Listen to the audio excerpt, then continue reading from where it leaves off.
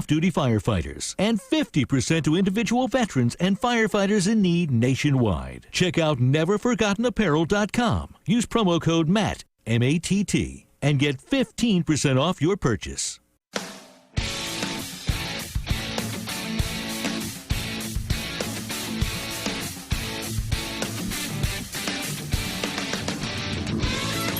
Yeah, I might want to pull that mic over here. Ringing the bell is going to bring it over here by itself, is it? Nope. I have not yet trained the mic to, just slide on over at the beginning of the show. Sorry, I was doing I was preparing some copious notes for the show today. Good afternoon. Tuesday. I don't even know what the date is. The 30th, I guess, of July. It can't be the end of the seventh month of the year already. Holy crap. I haven't even started my Christmas shopping. How am I going to get done?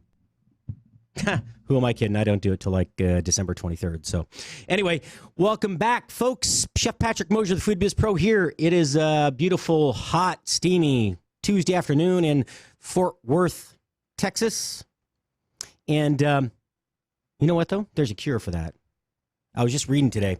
I looked on a couple of sites today, and I found out that today is National Cheesecake Day.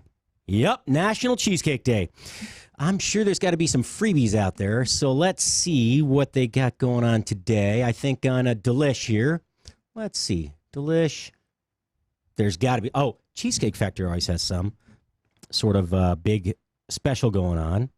I think if you dine in, you get a slice at half price. I think that's what it is. So, yeah, Cheesecake Factory is known for having, you guessed it, bomb cheesecake. It's okay. To celebrate being the best, they're offering half-price slices all day Tuesday. The chain's also introducing a brand new flavor on the holiday, pineapple upside-down cheesecake. All right. So if that doesn't tickle your fancy, there are 30 other flavors at Cheesecake Factory. But here, I was going to poo-poo the idea of pineapple upside-down cheesecake because I'm a kind of a purist. A New York-style cheesecake should have nothing but eggs, cream cheese. It may have a little sour cream, but really that's kind of embellishing. Cream, sugar, and pretty much it. Little vanilla. Not a whole lot in there. But pineapple upside down cheesecake, that sounds really delicious. I may have to go buy a Cheesecake Factory sometime today. I have never eaten at Cheesecake Factory other than their cheesecake. And I've never eaten it at a Cheesecake Factory. I know. Bizarre, isn't it? Let's see. Maggiano's Little Italy, they have on National Cheesecake Day. Let's see. Join us today for a free slice of our New York-style cheesecake with the purchase of an adult entree. One per check, dine-in only.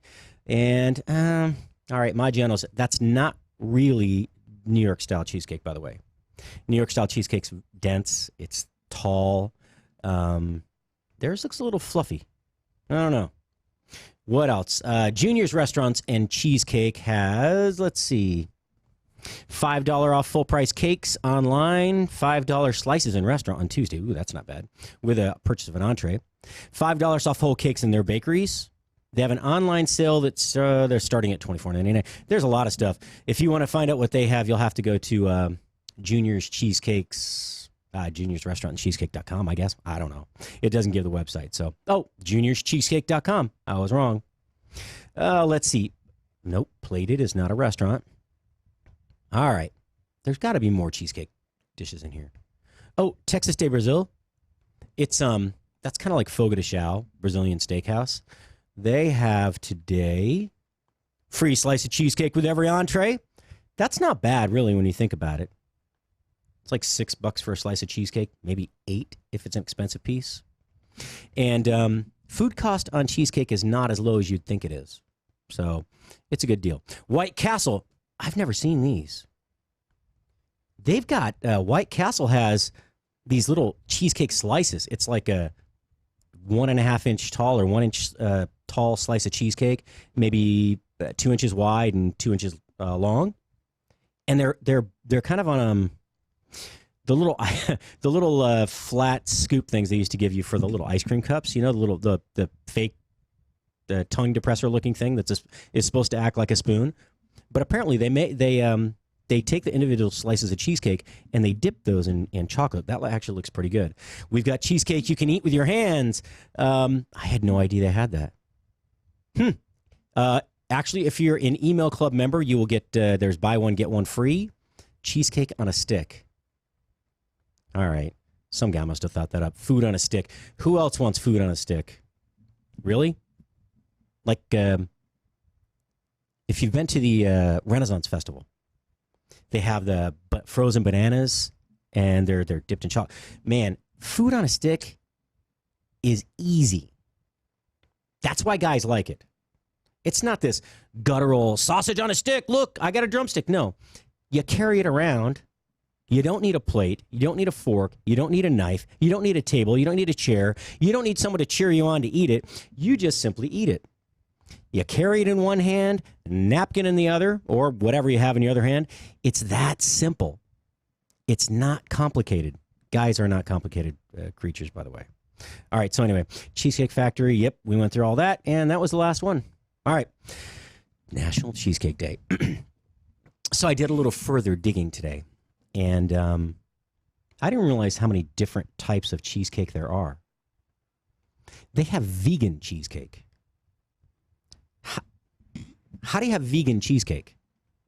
All right, vegan friends, don't give me a hard time. But really, vegan cheesecake, it's made from... all right, let's just read it to you. Vegans and other non-dairy folks can still enjoy a delicious cheesecake-esque, cheesecake-esque dessert as well, usually made from softened, soaked cashews blended with coconut milk. Apparently, the author says, I was deeply skeptical the first time I made cheesecake bars via this method for a party, and they ended up being my favorite dessert. The non-vegan dark chocolate ganache tarts were awesome, blah, blah, blah. Sometimes these so-called cheesecakes are made with silken tofu instead, or with store-bought vegan cream cheese substitute. Okay, I just lost my appetite on the vegan cream cheese substitute. That's like when you read the label and it says food stuff. What is food stuff or cheese product? It doesn't really mean anything. Vegan cream cheese substitute. I'll have to look that up. The addition of citrus can help evoke the tang of regular cheesecakes, but this style also takes well to other flavors and various styles of crust. All right. So I told you I'm a New York cheesecake guy. Traditional cheesecake, it's pretty close to New York. It's a little lighter, a little fluffier. It's not as tall. It's okay. I do like savory cheesecakes, though. I actually saw a recipe for, here it is right here. There's one. It's a savory blue cheese appetizer cheesecake with a crust of crushed buttery crackers and chopped pecans. That looks really good. It's paired with sliced apples and pear. I think it could drizzle a little honey on there as well. That would be kind of good. Let's see. Oh, and that's made in an Instapot. That's pretty damn cool. I wish there was a link just to that Instapot official. I'm going to have to put that link up there. Instapot is one of the coolest inventions of the last 2 decades. I love crock pots because you throw your stuff in there in the morning, you leave, you go to work, you come back, and it's done. Instapot takes it to a whole nother level. You can roast, you can broil, you can do everything in that thing. I've never used one, but they look pretty damn cool. Anyway, that cheesecake looks really good. And I've only had one savory cheesecake, which was topped with truffles, and it was pretty amazing. All right, so there's no bake. What's the point? But no bake if you haven't had it. Instead of baking, you use a stabilizer such as a whipped cream or another item that you put in there like sweetened condensed milk.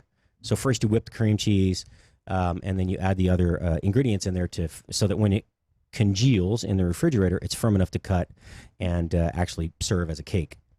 It's very popular in this country. Not my favorite. However, at Fred's Hickory Inn in Bentonville, Arkansas, it is like 10-1 the favorite dessert, and they're really famous for it all over the country, all over the state. No bake cheesecake. There's ricotta and other non-cream cheesecakes. So these are denser, not really fluffy cakes, and they don't have the texture of cheesecake. There's mascarpone. You can use ricotta. I'm trying to think what else you can use. Ricotta. Portuguese is quejadas, I think is the cheese or the cake. They're individual small cheesecakes, and they're typically like topped with a filling. It's really tasty, and they get caramelized on the top. It's really delicious. But leave it to the Japanese.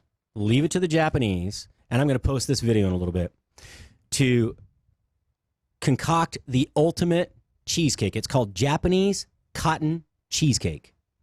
Now, I never had this in Japan, but I just watched the video on Instagram, and it's pretty amazing. Basically, it's almost like an angel food cake, but the ingredients, other than the excessive egg whites, are exactly the same as a cheesecake. And when they get done baking it, it's it's like this big, puffy cloud of cheese and, well, angel food cake basically. It's not quite angel food cake though, because the texture of the cake when you look inside, at the end of the video they break it open, and it's just it's not, there's no crumb to it, right? You know, when you take an angel food cake and you break it apart, you get some crumbs that fall off. There's no crumb to this at all. It's completely smooth, and I can't imagine the flavor must be decadent, or the texture. I would love a glass of milk or a hot cup of coffee with this would be perfect. Maybe a little strawberry sauce on the side to dip that in. Anyway, leave it to the Japanese. I need to figure out how to post this, because I don't know how to post something from Instagram to Facebook. But if you want to look it up, it's also called souffle cheesecake or angel food. Oh, there you go, angel food cheesecake. That was pretty good. Pretty good indeed. All right. If you're just joining us, Chef Patrick Mosher, the Food Biz Pro here. It is Tuesday afternoon, July 30th. I can't believe it's July 30th. I'm having a hard time comprehending this. More than a half year has already gone by. But that's okay. I'll have this second hour to sit around and contemplate without boring you on the radio, because Chef Brandon Anderson of Rack Attack Barbecue is going to be on the air in my stead with his Texas barbecue show. And I'm sure he's going to regale you. He's got a whole bunch of topics today. I hope he brought some extra time, because I'm not sure he's going to get through them all, but he's got a whole bunch of things to talk about. I believe his wood of choice today to speak about is pecan. He's going to talk about tri-tip steak. He's going to talk about, there's 4 or 5 other things. I don't know exactly, but I'm sure he'll regale you with some sort of wonderful stories. And Brandon, if you're out there, if you brought food, you can bring it in. It's lunchtime. He's not listening. I know. That's why he said he wasn't going to. That's why I gave him a hard time. Yeah. He's ignoring me because I knew he wasn't bringing food. Anyway, so now National Cheesecake Day. I've posted. He did say that if he came in there to sit with you, he's afraid he'd talk about everything he was going to talk about on his show. So no. I have a couple questions for him, actually. You have some questions for him? He's welcome to come in. As a matter of fact, I'll just keep his mic muted. What's up, Brandon? No, I'm just joking. Come on in, man. So for those of you that don't know, Chef Brandon he's launching his show. Actually, last week he took over the second hour of my Tuesday afternoon show, and he had his inaugural episode. What's up, brother? Oh, living the dream, man. You too. I was giving you a hard time because we'd talked about not bringing food. You had a lot to talk about this week, so I know I wouldn't keep you muted, by the way. So you like cheesecake? I like cheesecake. You like cheesecake? I like chocolate cheesecake. That's not really cheesecake, dude. Come on. Cheesecake's just cheese, eggs. That one, that one, that one, that one, that one, that one, that one, that one. Are you plugged in? Let's see. Should be. Follow that cord. You never know. You never know. Okay, well, how about that one? There it is. Hey, when in doubt, just try all the buttons and something will happen. But you know what? I need to move this stuff out of the way because I'm going to spill something and Ron's going to be mad and bring me another sippy cup. Dude, when you were coming back from Doc's his funeral and celebration of life, and we got up. It was early. We were up late, and got up early the next day to catch a plane. And not for the first time that I spill coffee in the car over the center console. Yeah, it's one of those really fancy ones where like you can charge. You can just set your phone on top and charge. It's got these all electronic gadgets built into it. Yeah, Ron threatened, and he has threatened several times to buy me a sippy cup, or I can't come in the studio, which is why I use a Yeti typically. Yeah. But yeah, luckily he hasn't given me one to bring in yet. All right, so cheesecake. You really like chocolate cheesecake? That's the only thing I like cheesecake wise. I'm not a huge cheesecake fan, but I like chocolate. So I'm looking at, there's all these cheesecake styles, right? There's New York style, Pennsylvania Dutch style, Philadelphia style, farmer cheese cheesecake,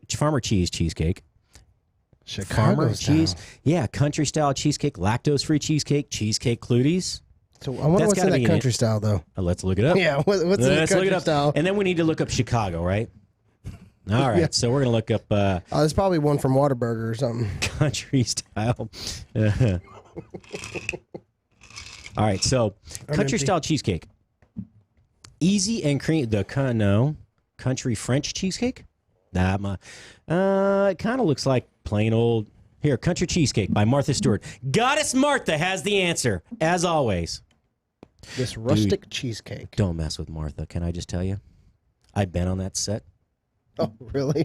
You don't mess with Martha. You don't call her Goddess Martha for nuts. Okay, you know what? What's cool about Apple? We got this little paragraph looking thing up there. Takes out all the advertisements, all the extra pictures.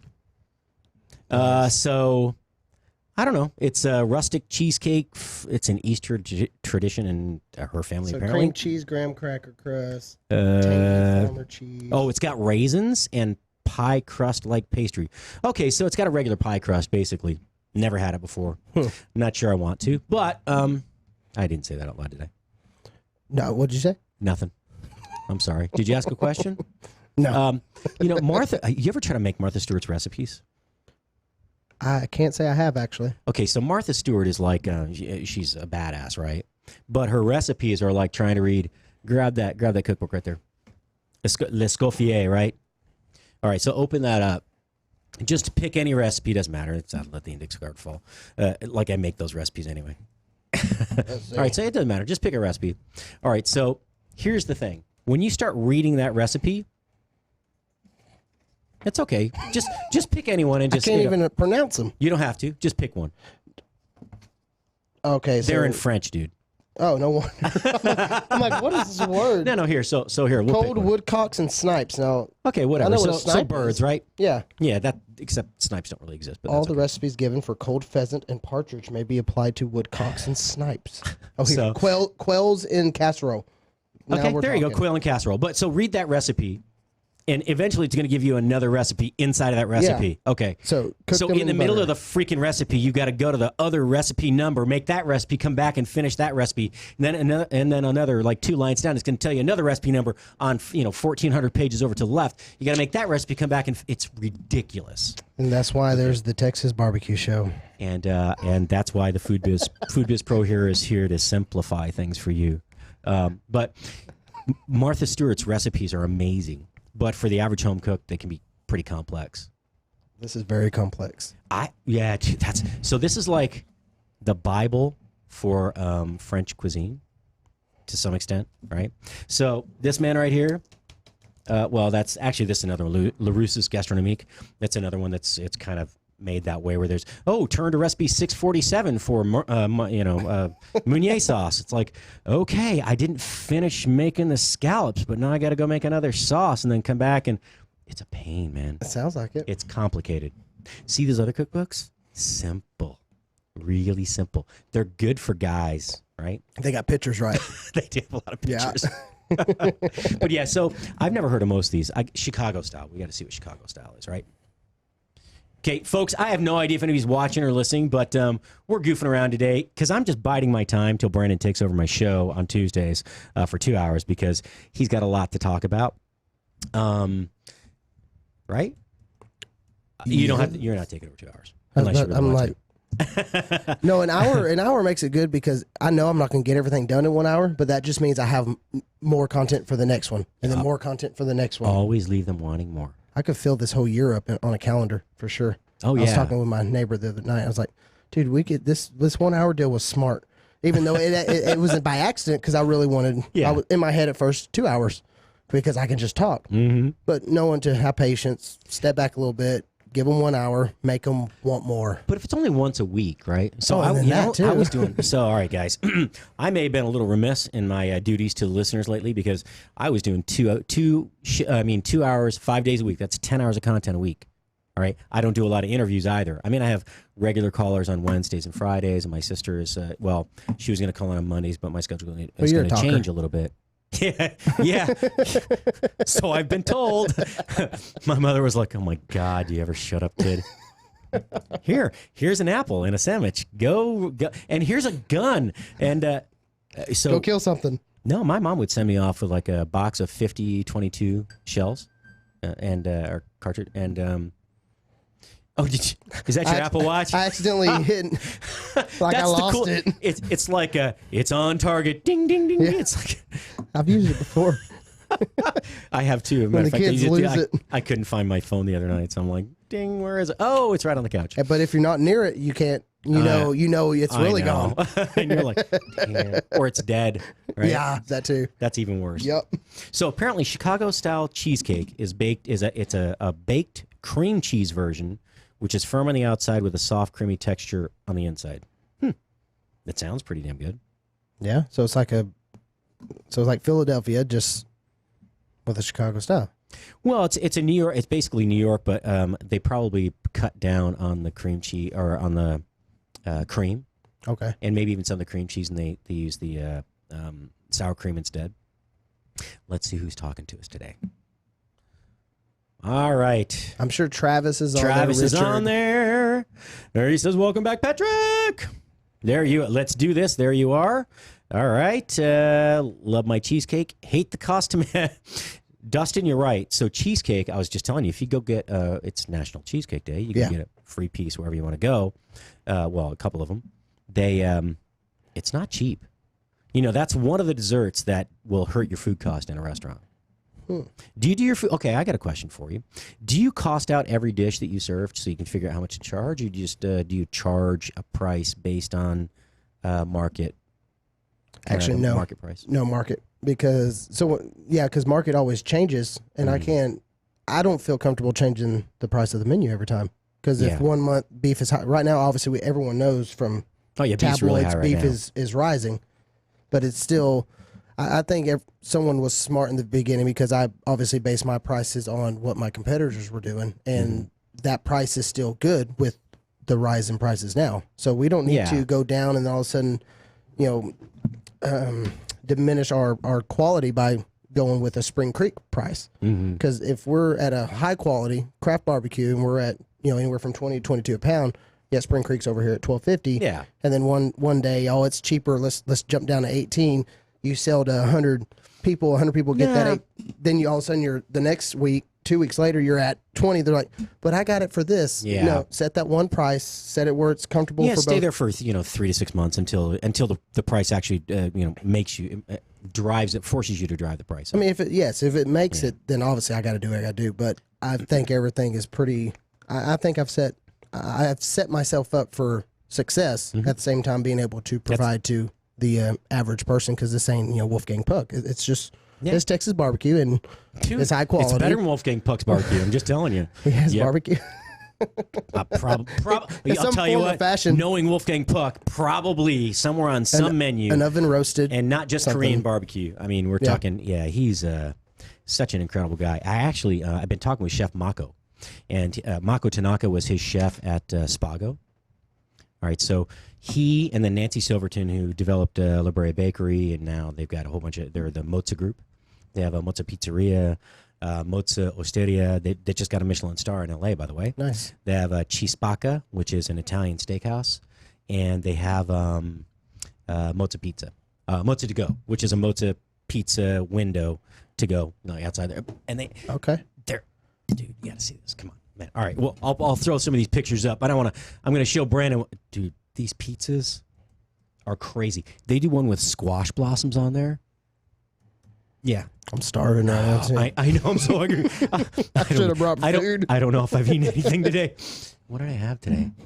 I don't think I ate anything. Did you eat breakfast? Oh no. You know what? I have a. every once in a while I go to World Market, right, to look and see. I like two things. I like lingonberry jelly, and which we can't always find there.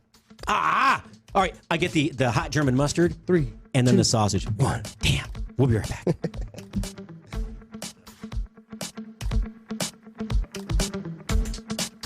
Follow Chef Patrick Mosher on Twitter at Food Biz Pro.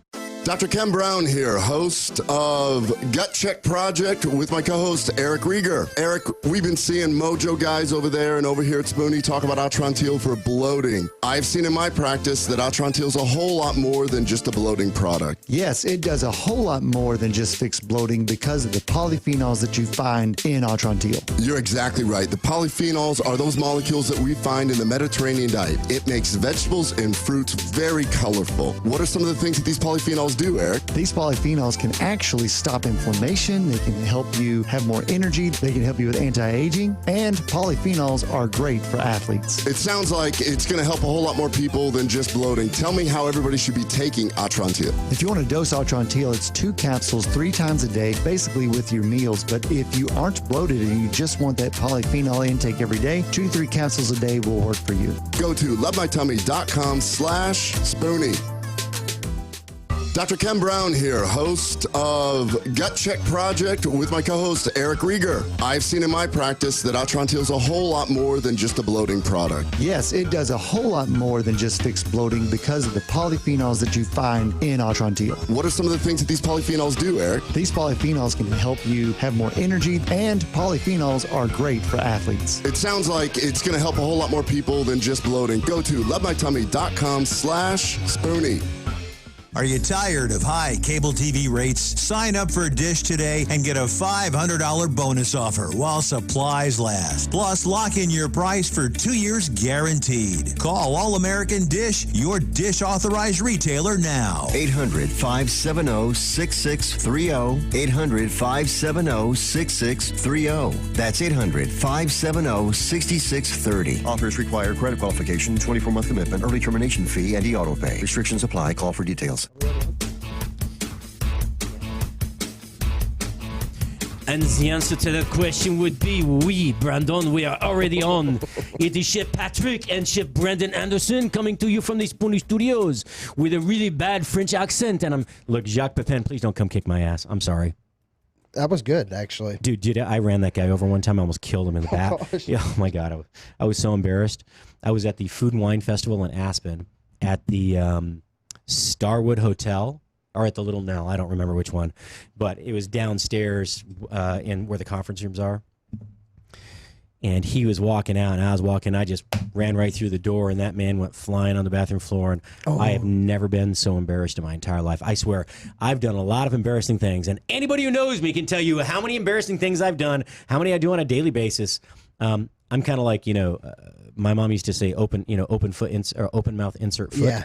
It's more like open mouth insert both feet. But I was like, he just laughed. Pencil dive. He just laughed. He puts his arm up. I helped him. I go, I'm sorry. He's like, oh, it's okay. It's okay.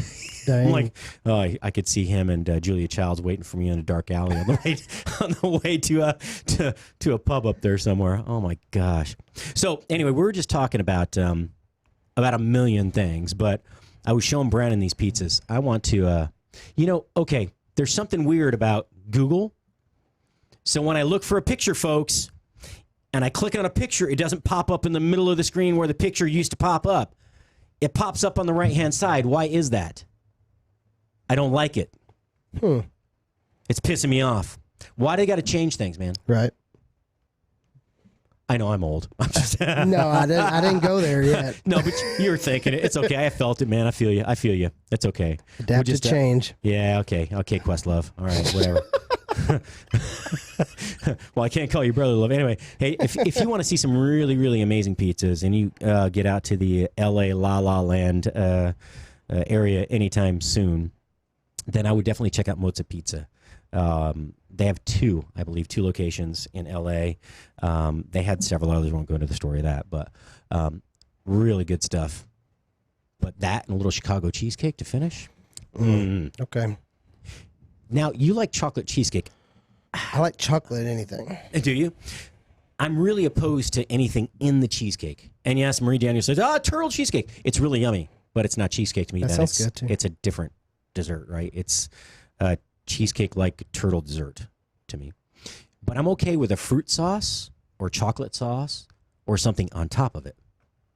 Or served with plain it. cheesecake on the inside and then decorate it with something on the outside. Chocolate-wise. Yeah. Or strawberry. Yeah. I mean, it's a cheesecake. So, yeah, that might make sense. Look, the poor man can't be beggars can't be choosers. So any cheesecake you send to the Spoony Studios will be eaten 100% by Patrick and staff. And since I'm the only staff, I'll eat the whole thing. So is that a shout out to the Cheesecake Factory? Anyone. 6125, what is it, Airport Freeway, Suite 201B. All right, so I had a couple other things. You have these famous, and I pulled this story just for you. I'm going to read you a description of something because you're very into meatballs. Okay, so I need to find out what you think of these because IKEA comes up with some crazy stuff. Okay, all right. So I came across this product. It's salmon and cod balls. I swear to you. So it's no. Wait, you have to read the copy. So as a former copywriter, this was the bane of my existence. When I was in Japan, they would write the silliest stuff, right? And just because it was English, it didn't matter. Okay, so now look, people in Sweden, y'all can do a better job. You can. Yeah, we would use very similar letters. The intonation's the same. Cadence and pace are a little bit different in pronunciation, but I'm telling you. So here it is. We love salmon. Have a go at one of our reasons. Juicy fish balls with flavors from the sea and a texture from heaven. That's some salty balls. And a texture from heaven. The added cod makes them even tastier. Yes, so we went with a cheap fish as a filler. It makes it even better. It's like, so that's not it. It's like there was some other stuff down here. It's these salmon and cod balls go really well with a tomato and spinach ragu or a slightly buttery lemon and dill sauce. Oh, my head hurts. Did no one proofread this before you put it on the internet? So do I need to make them? Oh, I don't think so. I think we do need to work on your meatballs, though, on how to go mass production on those. Did you read who was it last week made your meatballs based on your recipe? Richard? Yeah, that's right. He made that in the key lime pie. Yes, he did. And he liked it. Did he? Apparently, you got a good recipe there. He ate it. I mean, yeah. He said he liked it. But so it's let's see, easily portioned. Prepare the amount needed. Leave the rest in the freezer. And thanks, Captain Obvious. Thank you. This product has met the ASC's Little Standard for responsibly farmed seafood. And why do we have leftovers on our recipe? Here you go. Well, they're frozen, right? So it comes in. They're frozen. These are frozen meatballs. These are frozen salmon and cod balls that you can actually buy at IKEA. You don't make them yourself. I'm not joking. You can buy this at IKEA. The furniture store? Uh-huh. Well,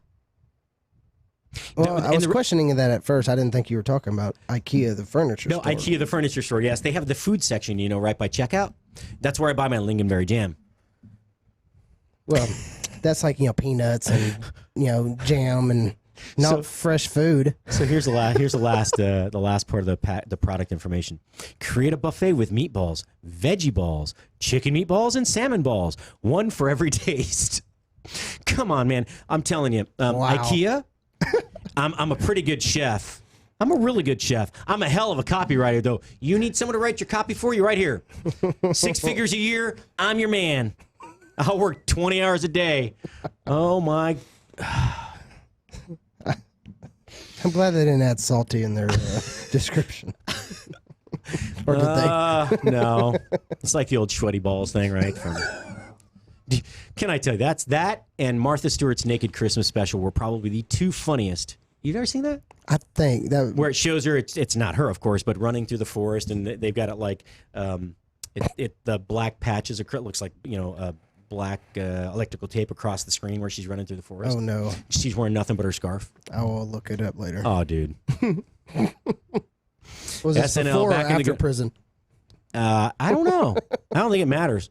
She's a billionaire either way. Yeah, she is. Martha, if I have in any way offended you, you know, I'm sure there's a culinary mafia out there, and they're gonna hit me someday. Because look, I made fun of Anthony Bourdain, Guy Fieri. Guy, by the way, congratulations on that star on the Walk of Fame. I was completely selfish and utterly inconsiderate when I said that, you know, perhaps your culinary skills did not deserve it. Because you know what? Actually, you're a really good cook and a chef. Some of your restaurants not so good, but you know, I'll tell you what. I went to the one in Cancun at the airport. It was really good. It was really good. The one at Texas Live. Well, you know, so here's the thing. Let's talk about that. How do you maintain quality when you have, say, 50 restaurants or 30 or 20 restaurants? Can't. Well, that's called consistency. You can. If you trust, and well, that's a lot of time and devotion to train. Yes. Every single person to do it exactly how you're like an SOP, but you can't. That's a lot. That's why I don't want to kind of open. You used a big old word, man. Standard operating procedure, SOP, baby. That was good. I'm in business now. I have to. Yeah, you're doing well. You got that. That's a nice wrap on that truck you got. No, it looks good, actually. It looks really great. But yeah, so how do you maintain that? So let's talk about with your meatballs. So you want to figure out a way to basically sell them either prepared or ready to cook, right? Right. And they're going to have to be frozen because otherwise you don't get the shelf life. Yeah. And hey, folks, there are no real topics today. We're just chatting. I mean, I had some other topics, but Brandon came in, so this is my time to goof off and not have to really say anything too serious because he's going to get into some really good barbecue tips in the next hour. So, and by the way, if you're just joining us, Chef Patrick Mosher, Brandon Anderson, his new show launched last week during the second hour of my show. We're just trying to figure out a time slot that works best. Maybe I'll move mine back or forward. I don't know. And oh, wait, no, Mark Conway, I didn't mean that. I'm not going to stomp over your show. I'll move forward. I'll do something. Maybe I'll go to an hour a day. Maybe I'll go to 2 hours. We'll get to the meatballs in a minute. 10 hours of freaking content's a lot. Yeah. 10 hours of content's a lot. So I really thought about doing one 2-hour show a week, and then doing shorter live and edited stuff from the field. Yes. You know, because I can go to events. It can be done with a gimbal and an iPhone. I don't need any fancy equipment. What gimbal are you thinking about doing? What about a DJI Pocket? The cheapest one available, baby. DJI, you listening? We need they're about $99. No, gosh, $199, $299, $349. But I'm you talking. Got one I can borrow? That's 4K. I mean, that's the highest quality. I mean, you're gonna have 4K content streaming on your YouTube. I mean, this is if what your people phone want. can handle 4K. I mean, hell, you better. I'm sorry. It's an iPhone. I got the 10X. So yeah, that's a DJI Pocket. Should be what. It's what I would want to use when I do want to do the same thing as you. I want to go to these different barbecue spots or barbecue festivals, just like absolutely. You're saying. I mean, that's get in with the people versus sitting here in this room. Now, nothing wrong with it, but people want to really they want more content. All we gotta do is put there's out not content. a whole lot of food in the show today. I'm the Food Biz Pro, but apparently I don't know anything about food because I can't get any on the show. You know, it took me about 6 weeks. 14 weeks to get Trey to finally get somebody to bring food in, and then I wasn't here. But no, I mean, it's I really want to do stuff that's timely, right? And there's not stuff that occurs in the food world every single day that I need to update every listener on, right? I mean, there's some there are things that happen, but y'all aren't going to find everything interesting. Like, do you really care if there's tree bark now that can be shredded up, mulched up, made to look like a mushroom and taste like steak? I don't know. Do you really care? Because it doesn't taste like steak, I'm telling you. But there's all these advancements, but they haven't played out yet. So I don't need to update everybody every day. And so I think of recipes, but I really would rather do one really high-quality show, right? And then the field work. So, hey, y'all want a show on Spoony? And yes, Pat Gamir, I know you want yours. Yours is already up. As a matter of fact, I might just throw yours up anyway, since you're already on Spreaker. Spreaker? I said Spreaker. Spreaker 19. Streaker? No. We're not going down that way. All right. So anyway, I've really thought about that. And because I want to do a great show, as entertaining as possible, but the live stuff, everybody's, you got to be in the field. And I really want to. And not to mention, I can also just put up a tripod or two and or maybe my iPad and a tripod with the phone, and then do some demo stuff, right? That can be recorded and edited, and that'll go up on YouTube and Facebook Live. Yeah. or Premiere it later Facebook. on. Pre-recorded stuff is always good. It can go live, but actually, live is more interesting. Well, they don't know. They don't have to know it's live exactly, unless they're calling in. It's called a premiere broadcast, right? Yes. Yeah, basically, you upload it to Facebook, you schedule when it's going to launch, and the premiere broadcast of. Yeah, no. And no, you can't fast forward. You can't go backwards. No, which is good. But yeah, I just want to give the best content for the listeners. And I'll be honest with you, by the time we're in the middle of summer, in the middle of a week, after, and I'm getting ready to start working Friday through Monday, like busting my ass, because I got these two food trailers opening up in Austin, just outside of Austin in Manor.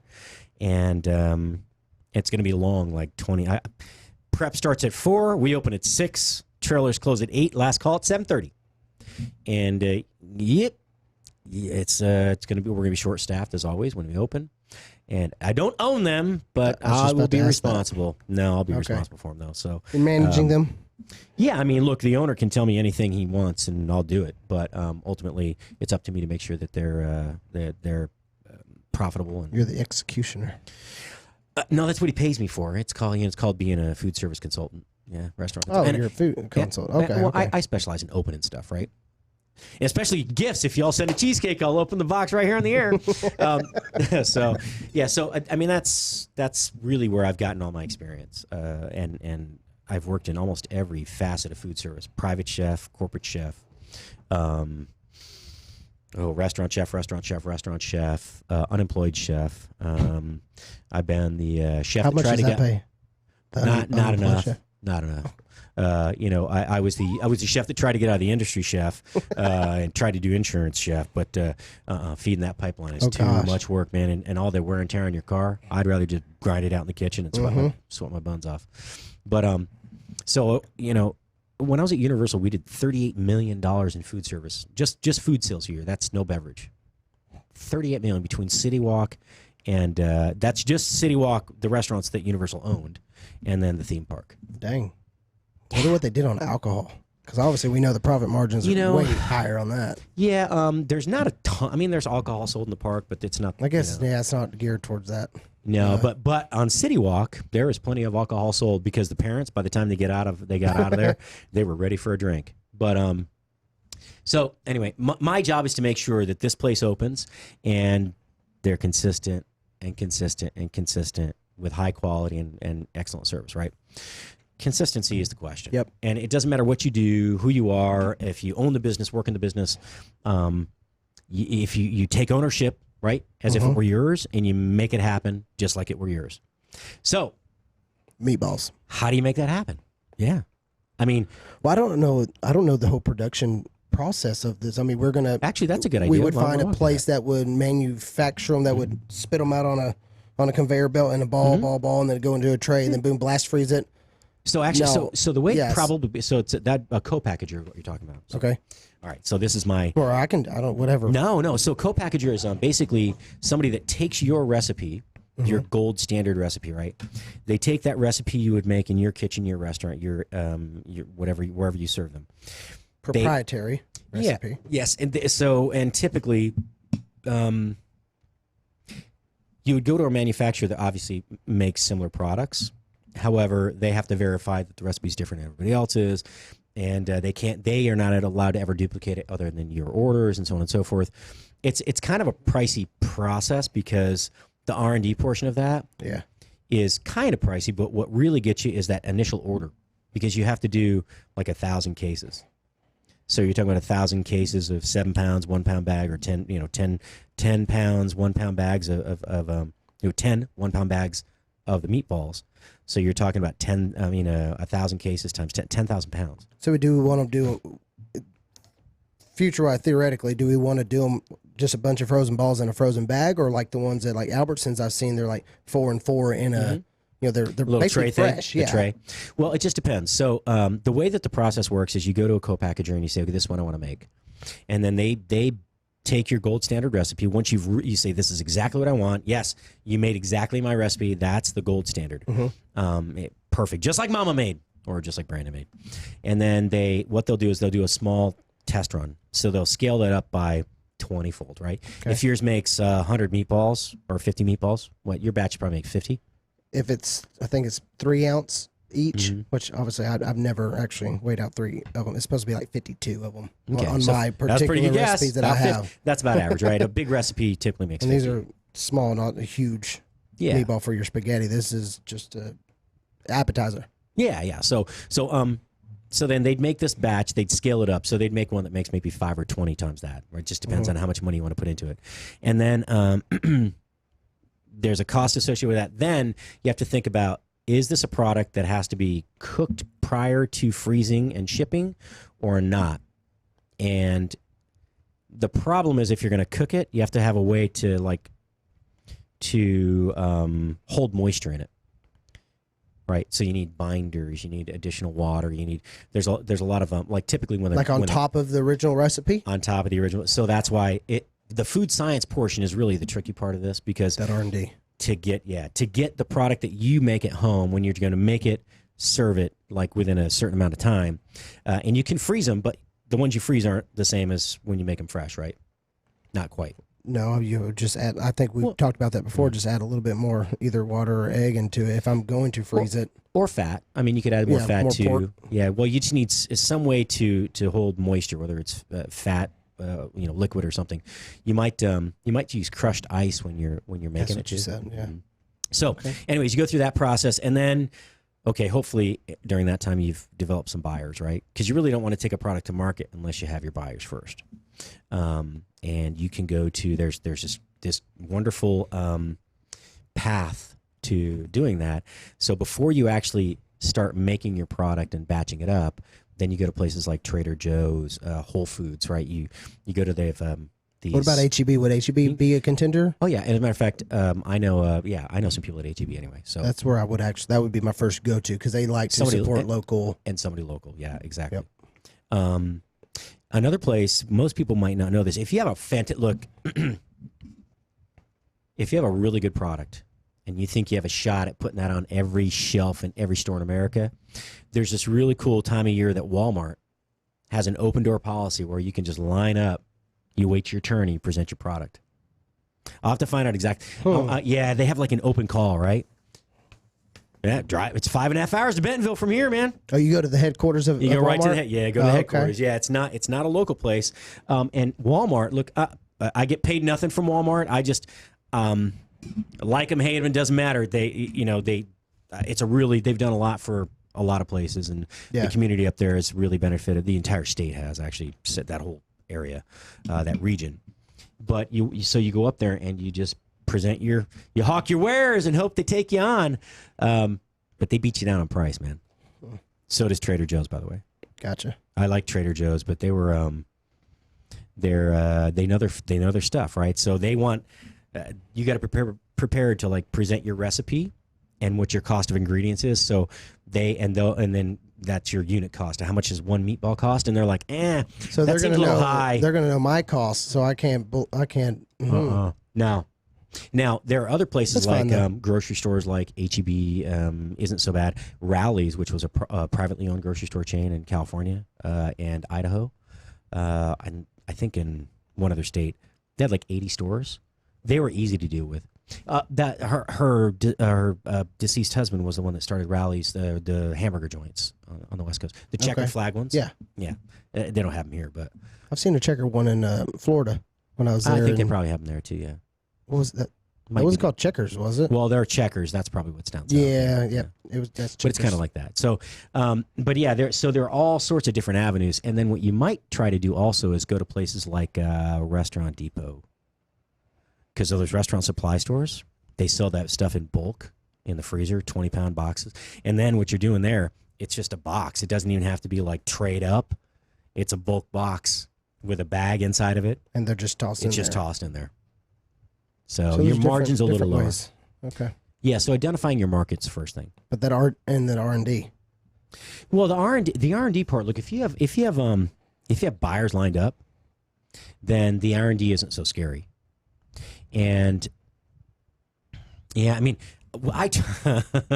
okay. So I tried to do this shrimp cocktail in California. We did a good job, but holy moly. Basically, it was, I got to find a picture of this. It was a shrimp cocktail in a clear PET cup, like the clear plastic cups that yogurt and stuff come in. Mm-hmm. It was we had two different sizes. The shrimp were partially cooked. They were quickly dipped in like a citric acid bath to cool them. They were hand packed in these cups. It had a roll top, so it was sealed with a peel back lid. And then, but you know, on top of the peel back lid, upside down, we put the cocktail sauce on top of it. So it was like, we got the idea from the yogurt and the granola. Yeah. So with the cocktail shrimp with the cocktail sauce, because what if you don't want the cocktail sauce? Right. You know, who wants it mixed in? And those things are kind of nasty anyway. The ones you buy with the glass jar with a shelf stable stuff. Yep. Yikes. So we tried to make them at this pasta plant in California. And Mama Lena's Pasta. Chick, thank you so much. You are the most patient man I've ever met. I don't know if he's still around, but he was an amazing man. They made all their own equipment, right? I know I'm boring you today. You get your turn to talk to yourself. No, but so what happened was I was the only one. I was the only one living in San Diego. All my other partners were in LA. So I had to try and do production. I had an order from Trader Joe's and another location, and they wanted like 1,200 units. Okay. 1,200 units. I'm the only one working. Now, don't get me wrong. My partner Barry and our other partner, his cousin, they came the next day. But man, it was like 28 straight hours of cooking shrimp, putting it in a water bath, checking the temp, keeping a log of everything, hand packing all these. Dude, oh my gosh, man. Dang.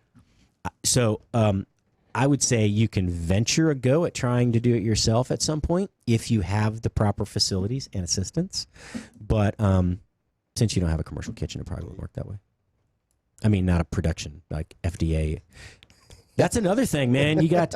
It's like the USDA has to inspect it. Yep. They have to have an inspector there all the time because it's a hazard protein, potentially hazardous food. People. Well, it's a potentially hazardous food, right? So if I'm making something like without egg, without dairy, without meat, then it's not a big deal, right? If I'm just making chocolate, well, the USDA doesn't have to inspect because it's not a potentially hazardous food. It's basically cacao bean, sugar, vanilla. So that's something that falls under the cottage law.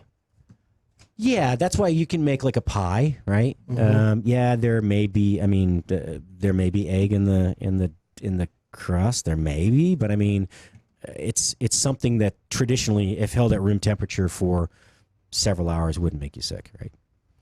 Yeah, the other stuff that's something where it's crazy. It's cool though. They got these.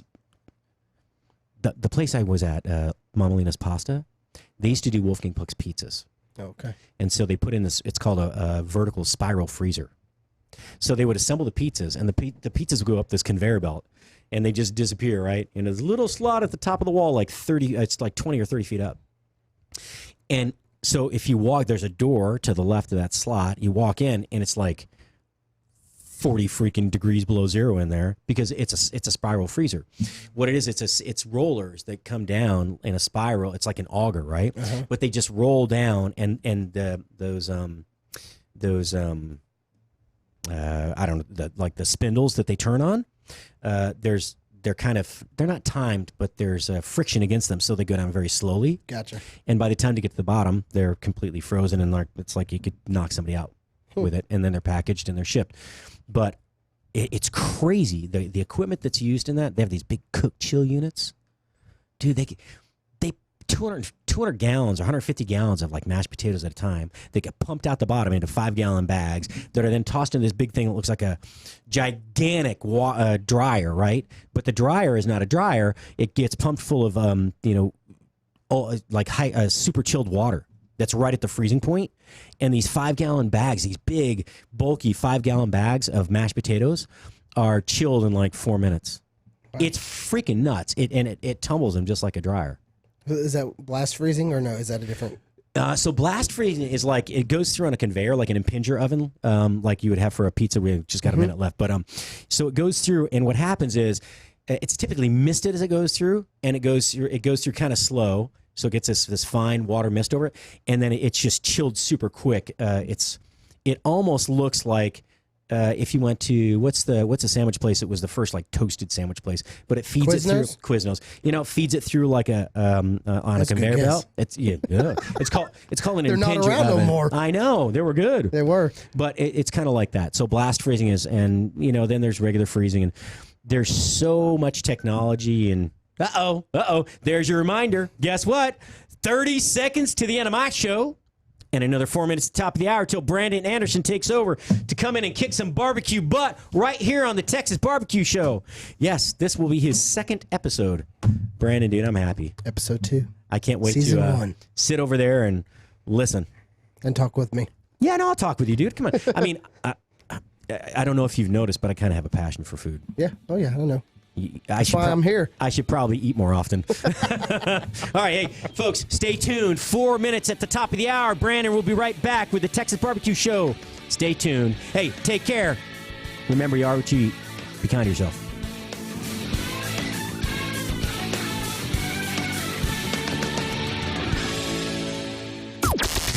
This is the only 24-hour take-anywhere platform dedicated to food and fun. We're Spoony.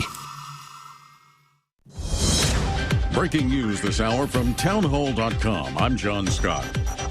President Trump says he'll tune in for the Democratic debates and figures Joe Biden will end up winning the race. I am watching. I think right now it will be Sleepy Joe. I think. I feel he'll limp across the line. That's what I think. Biden will be among 10 candidates debating on Wednesday. The president spoke to reporters before leaving on a trip to Jamestown, Virginia, where he helped commemorate the 400th anniversary of a key milestone in the rise of American democracy. He says the courage of the first settlers was inspiring. They came from God and country. They came in search of opportunity and fortune. And they journeyed into the unknown with only meager supplies, long odds, and the power of their Christian faith. The president in Jamestown, Virginia. Also at townhall.com, the president threatening to get much tougher on China on trade if he wins re-election in 2020. Negotiations between the two countries resumed today in Shanghai. Capital One became the target of a massive data breach. Capital One Bank says personal information from more than 100 million credit applications was accessed by a hacker, and a suspect has been arrested by federal authorities. Capital One, which is based in McLean, Virginia, says it found out about the vulnerability in its system on July 19th and immediately notified law enforcement. The FBI arrested Paige A. Thompson, who also goes by the handle Erratic. Thompson made an initial court appearance Monday in Seattle, Washington, and was remanded to custody pending a detention hearing Thursday. I'm Mike Gracia. And on Wall Street, stocks have been in the red for most of the trading session. The Dow is now off 44 points. The NASDAQ is down 10, and the S&P is off 7. More on these stories at townhall.com.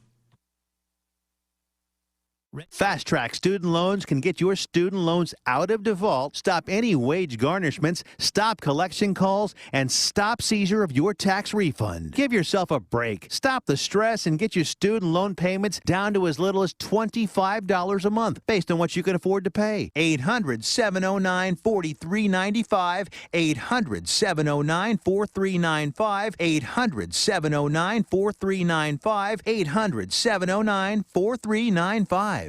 Do you use the expensive blue or yellow pills to charge your sex life? Are you thinking about it? What if we can promise you the same results for less than $3 a pill? If you're paying $20 a pill for the other pills, you're getting taken to the cleaners. Our pills deliver the exact same results for less than $3. You'll save more than $16 a pill for the same results. And right now, radio callers will get 44 blue or yellow pills for $120 with free discreet shipping. You can save more than $700 off pharmacy prices. Charge your sex life now.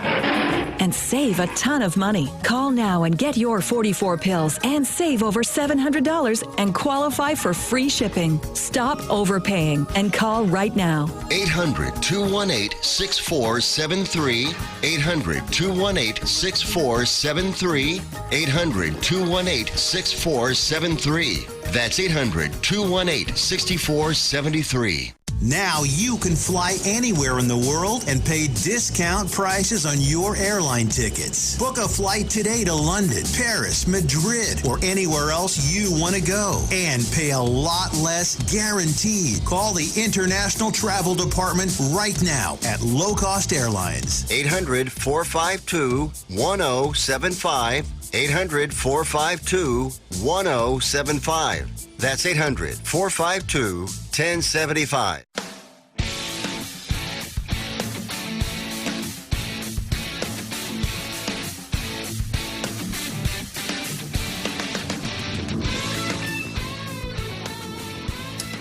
Am I mute? There we go. I can hear myself. You're live! Live. Texas Barbecue Show. We're here. I have not yet. I'm going to come up with my own little intro saying something that's cool and I can be consistent with, because this is my second go around. How is everybody doing? For those tuning in, I'm Brandon Anderson, chef and pitmaster of Rack Attack Barbecue and the Texas Barbecue Show. This is season 1, episode 2. Yeah. Oui, monsieur. Oui. Season 1, episode 2. How was your weekend? Not bad, man. Not bad. It's getting hot out. What'd you do? Did you go down to Austin and stay busy, or did you actually enjoy yourself? Yeah. Wow, I got 12 both. people on here. What? So, oh, by the way, hey, do you have callers calling in today? I don't have any specific, but towards the last 15 minutes, I'll share the hotline on Facebook, and someone can call in with some Q&As. All right, just checking. Yeah. Yeah, nothing set in stone right now. Okay, so my agenda is going to be a weekend overview for the first couple minutes. So we asked Patrick Mosher what he did this weekend. He worked, right? Well, yeah, some. Okay. I mean, So can't be all work and no play, right? Correct. Oh, yeah, definitely. Man, this weekend I cooked a bunch of food. What'd you cook this weekend? We did some prime tomahawks. We did ribeyes. Oh, slow down there. Slow down there. Prime tomahawks. Prime ribeyes and prime tomahawk steaks. Ooh. We did some St. Louis cut spare ribs. Mm. I smoked a brisket. I figure if I'm going to drool, I might as well get the whole entire front of my jacket wet. Oh, yeah. Oh, yeah. So I got some awesome friends and some new friends that I've recently met over the past month. Awesome people I cooked for this weekend. Party Foul Steve. Hey, Steve. Chad Prather and Bryson. We had an awesome little get together at my house Saturday night, and Bryson did acoustic guitar in the driveway, and then Chad jumped on the last hour and sang along. And talk about sounds like a good time right there, man. Talk about awesome friends and just good life, and just shit's awesome. little country music and little powwow there, man. That's awesome. Oh, talk about a private, intimate event. Now, intimate kind of seemed a little weird, but no, that's right. It was an awesome private acoustic. I felt lucky. I felt proud to have these people at my house. That's just, I'm doing something right, blessed. Right? Blessed. Exactly. Mm-hmm. #blessed. That's corny. So yeah, so we did some. I did some brisket. We did the tomahawk ribeyes. We did regular ribeye steaks. I think those are the boneless ones. I did some St. Louis ribs. I did some of my rack tack beans, which is ranch style beans with candied smoked bacon, as well as some diced green onion sausage. Gosh, what else did I do? My wife probably chiming in somewhere saying, you did but wait, this. There's more. There's always more. Isn't there, though? And that was just day one of the weekend. So we all hung out. We did that. I'd cook some good food. And then, Sunday we rode over to Chad's house and we used the big green egg. So that was my first time to use a ceramic grill. What'd you think? I actually liked it. Those things are pretty badass. I've wanted, obviously, we talked about trying to get me in Kamado or Prime or Primo. grills just because the versatility, just like with my pellet smokers, I can, bake, sear, roast. You can gain a bigger audience with all these different techniques of food and obviously eat different types of food other than your normal, staples of barbecue. That brick lining that they have in there is so cool because it holds the heat so well. And even after you open it, oh yeah, it does. Yeah, well, I don't have a preference. Like I'll cook on anything. So, give me fire. I'm good. Right.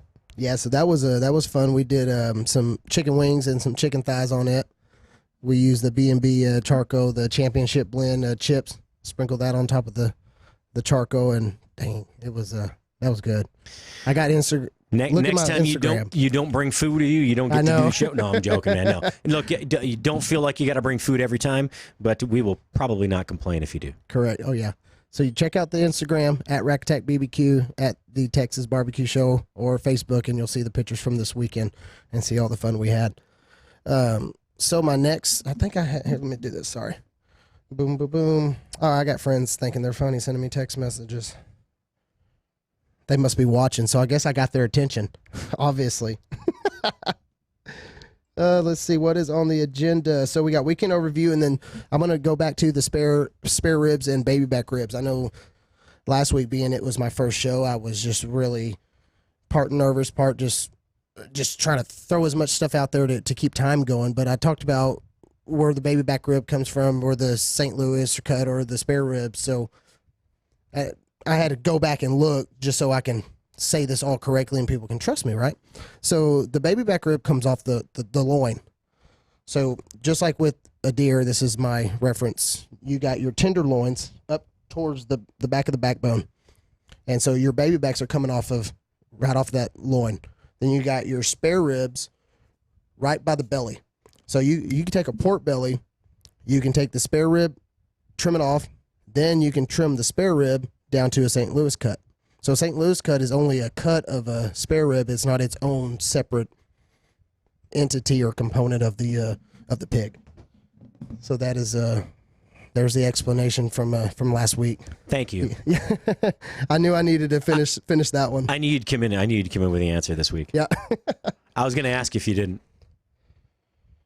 And then so let's see. So another deal. Let's see. So let me do my agenda first, and then I will go off topic on other barbecue cool stuff. So let's do this. So reverse flow smoker. This kind of goes back to last week in regards to the wood. So I guess I'm going to jump to my topic number 4 in regards to wood. So reverse flow smokers versus offset. For me, I had a friendly argument with a buddy in regards to his smoker does this, my smoker does that, my time cooking briskets is this, and his time is that. And I was thinking the way a reverse flow works, you got your firebox, you have your obviously your cooking chamber, but you have a plate in there that is your tuning plate is what they're called. So your smoke and your heat flows one direction, comes up, and then flows right back out and then out the stack. So your stack and your firebox are on one side. Your offset smoker is offset. Firebox, offset of that side is your stack. For me, I'm doing briskets at 10, 11 pounds. They're getting done no later and this is at anywhere from 190 to 225 degrees. And I'm getting done within 12 hours max.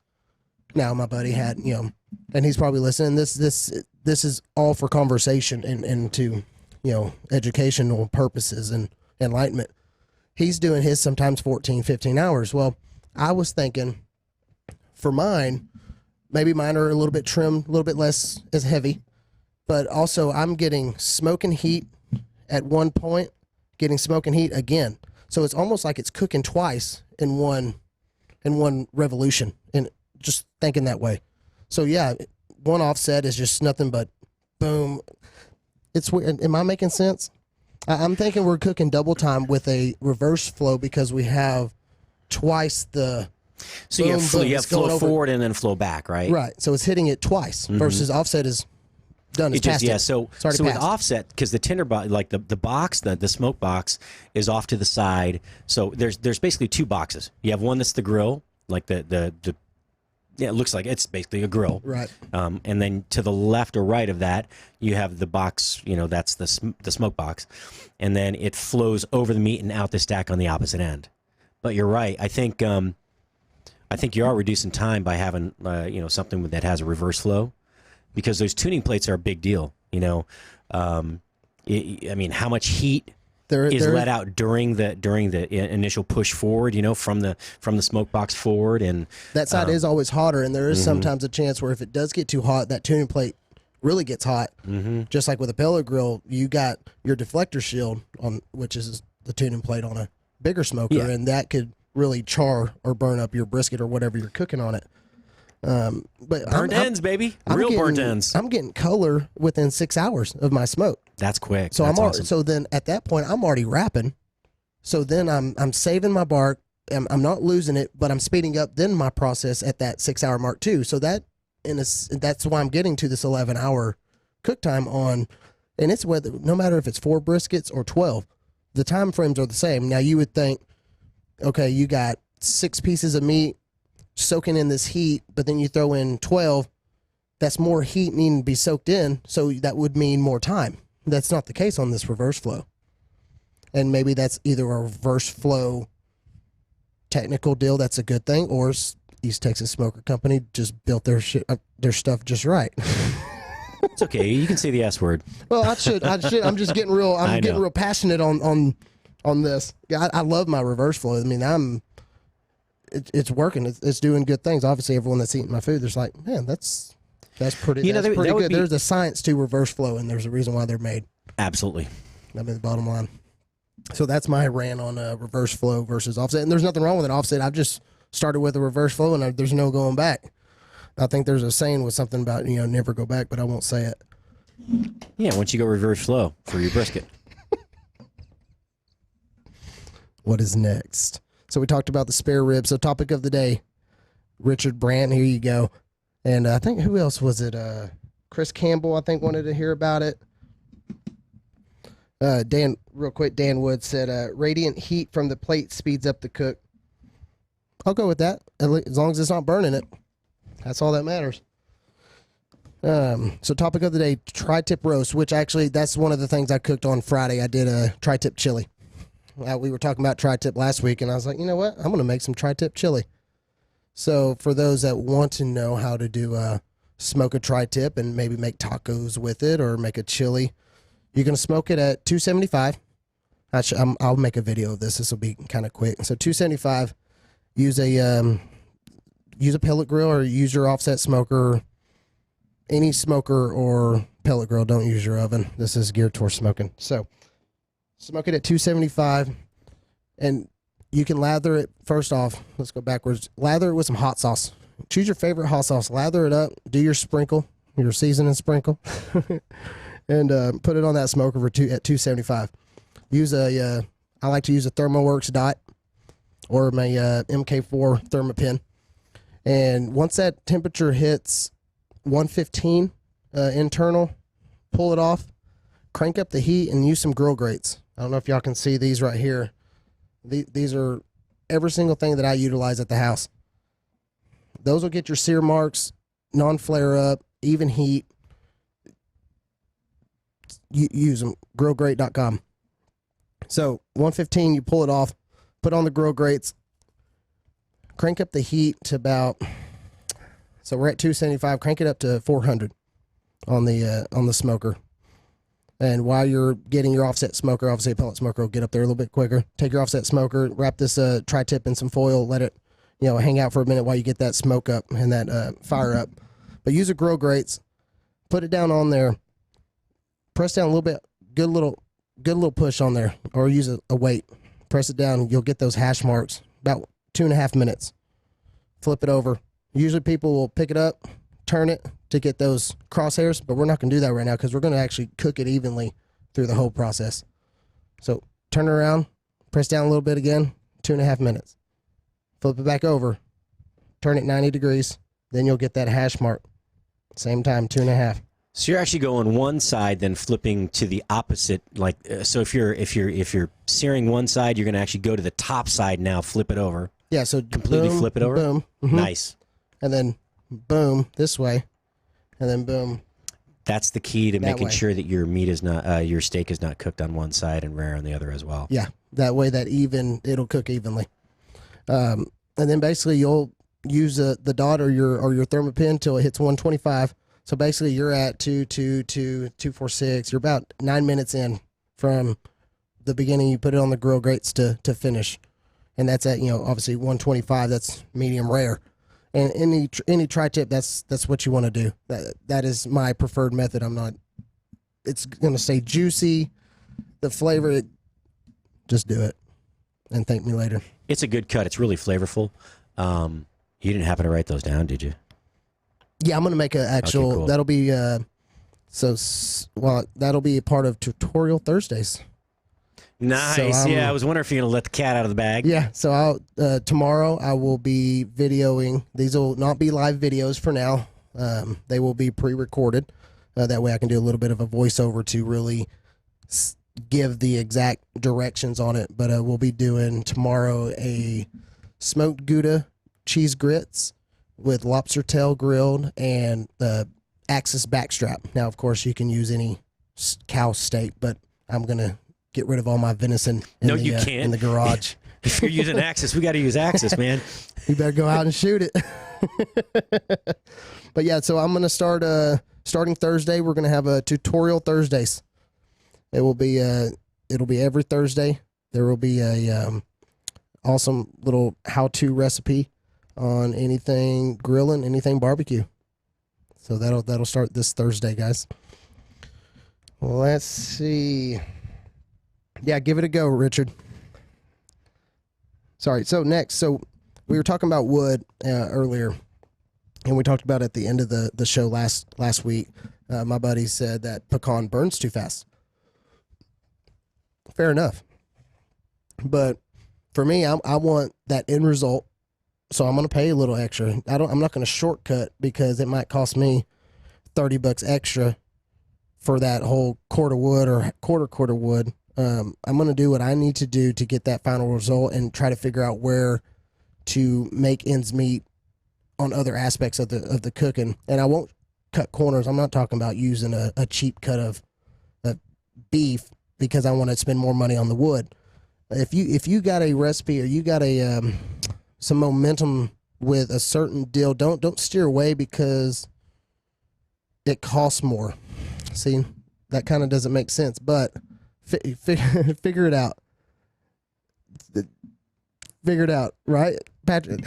See, I kind of put myself in a corner on that one. Yeah. So hey, man, don't worry. So you know what you do is like, hey, look, bird, or squirrel, just deflect and no. So talk me through that one more time. So pecan wood burns fast. My buddy Brandon, he talked about that last week. Mm-hmm. So he does a mixture of, I believe it was 60-40. So he uses, basically, it would be 2 logs of post oak versus, and then 1 log of pecan, where on my offset smoker, I'm using all pecan. Now, I might literally, if I narrowed it down to how much a piece of each 16 log cost, I might spend an extra $10 every cook.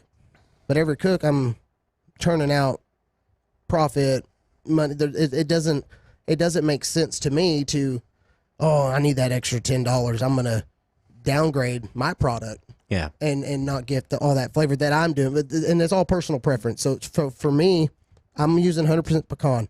Now on my pellet smokers, this is something B&B does, which I think is very smart. They don't have a bag that says 100% hickory or 100% pecan, where I think Lumberjack they have their competition blend, then they have 100% hickory, which is literally 100% of that particular wood. B&B uses a 60-40 mix in their pellets. Mm-hmm.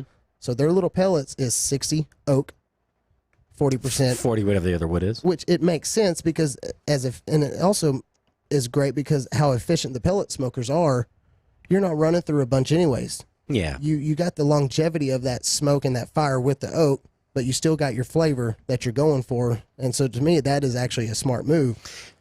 And maybe I'll go with, 2-in-1 on my offset smoker. But for me, the flavor and everything I'm getting with my seasonings versus with the wood, I'm not reverting back to something Well, else. it could also be that your buddy might be just a thought. Maybe because it burns faster. It's a hands-on. You got to tend that fire every 45 minutes versus an hour and a half. Yeah. So, just depending on what you're doing, what else you got going on, and I know. Make time. Well, Figure look, it dude. out. Look, I'm a busy at the one-man studio band. here. I don't have employees, but I'm making it work. So that was my little deal on pecan. If you find something that works for you, keep going. Don't listen to someone else. And I'm not saying, Brandon, you're not saying something that's incorrect, but find your niche, do what you do, and keep pushing forward. So what else did I have? I'm getting through this too quick. No, there's always lots of stuff to talk about. We got 30 minutes. Well, that's good because I want 15 minutes of Q&A. So that means I got 18 minutes to talk about something. I could always think of something to ask. So who do I want to give? Actually, hey, what's your favorite cut of meat to work with? My favorite when you're is smoking ribs. It's always been ribs. Yeah, that's what I started cooking before professionally or business wise. It was always ribs. Just something about, I don't know why. There's so many steps in ribs versus brisket. I mean, you got more steps in ribs. That's why on a catering menu you'll see +4 per person if you're asking for ribs. Absolutely. But I guess that gave me an advantage of knowing. I'm used to doing all these extra steps. Now I can take a step back and really focus on the shorter steps with the brisket, which is the center of the plate. Mill. Nice job, man. Center of the plate. The star of the show. Yeah, star of the show. So, have you ever worked with anything like tenderloins where you smoke a tenderloin and just, hour and a half, well, probably an hour, but depending on the temp, and just use that. You can slice it thin or you can, like the whole tenderloin. Pork tenderloin's the only, Really? I haven't messed with a beef tenderloin yet. Those are expensive. We'll do that. Well, we'll do that sometime, though. We'll find a special occasion, figure out a reason to do it. It's if you want to do a nice high-end party, like although your food's pretty damn good, it's all No, I'm down. What are we talking about? So like if somebody has I don't know, a wedding party or something, but to smoke the whole tenderloin, and then have that, like, you set up a carving station where somebody just slices it off and he puts it on the plate. That's the only fancy part, is that they carve it to order. Dude, we could do some fun stuff. I'm down. I'll give you all the secrets later. Okay. Can't give everybody them. Got to talk off the air. So let's see. I'm sure I've told what I use at home, and these are shameless plugs for all these people. And like I said before, if you trust me, you'll trust the process and the products.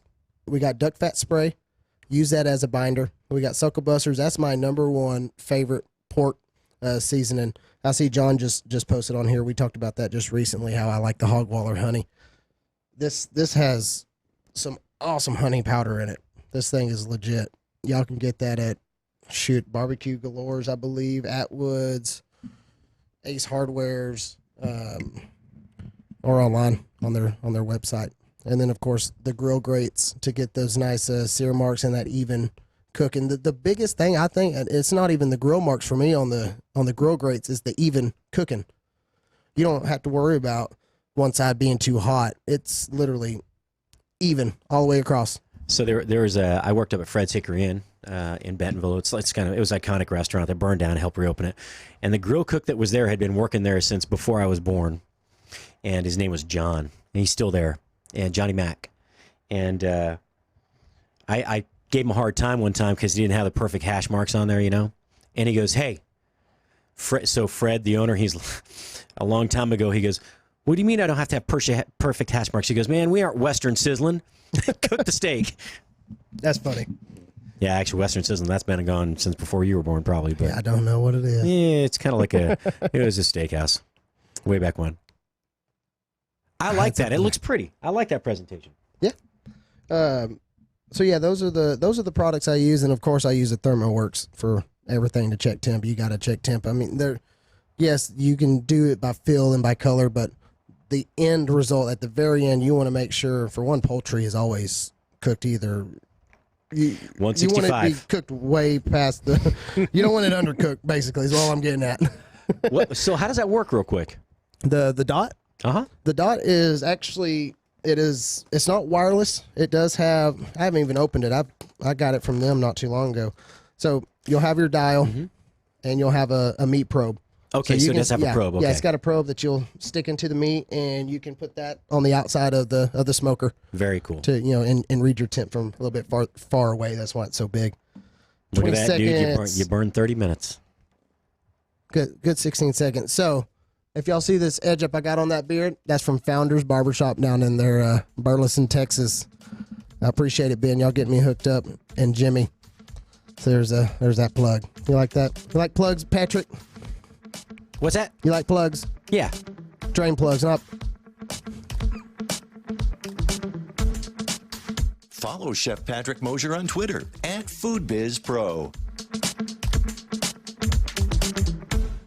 Why have thousands of aspiring authors teamed up with Christian Faith Publishing to publish their book? Because Christian Faith Publishing is an author-friendly publisher who understands that your labor is more than just a book. We provide authors freedom and flexibility throughout the publishing process, professional book editing, award-winning design, and some of the highest royalty structures in the publishing industry. And as always, you will retain 100% of the rights to your book. I was looking to find a company that I could trust, one that assisted in the editing process completely. The most important qualities that I was looking for was a publisher who was honest and upfront, no hidden costs or fees, and owning the rights to my own work. Christian Faith Publishing will publish, market, and sell your books in all major bookstores, online booksellers, as well as specialty Christian bookstores. Call for your free author submission kit. 800-978-4812. 800-978-4812. 800-978-4812. That's 800-978-4812. Never Forgotten Apparel is more than just a premium women's and men's clothing line. It's a movement to remind us to wear American-made and serve those who serve us. Our heroes. Never Forgotten Apparel gives 20% of their total sales to nonprofits that support homeless veterans and off-duty firefighters, and 50% to individual veterans and firefighters in need nationwide. Check out neverforgottenapparel.com. Use promo code MATT, M-A-T-T, and get 15% off your purchase. Dr. Ken Brown here, host of Gut Check Project with my co-host Eric Rieger. I've seen in my practice that Atrantil is a whole lot more than just a bloating product. Yes, it does a whole lot more than just fix bloating because of the polyphenols that you find in Atrantil. What are some of the things that these polyphenols do, Eric? These polyphenols can help you have more energy, and polyphenols are great for athletes. It sounds like it's going to help a whole lot more people than just bloating. Go to lovemytummy.com/Spoony.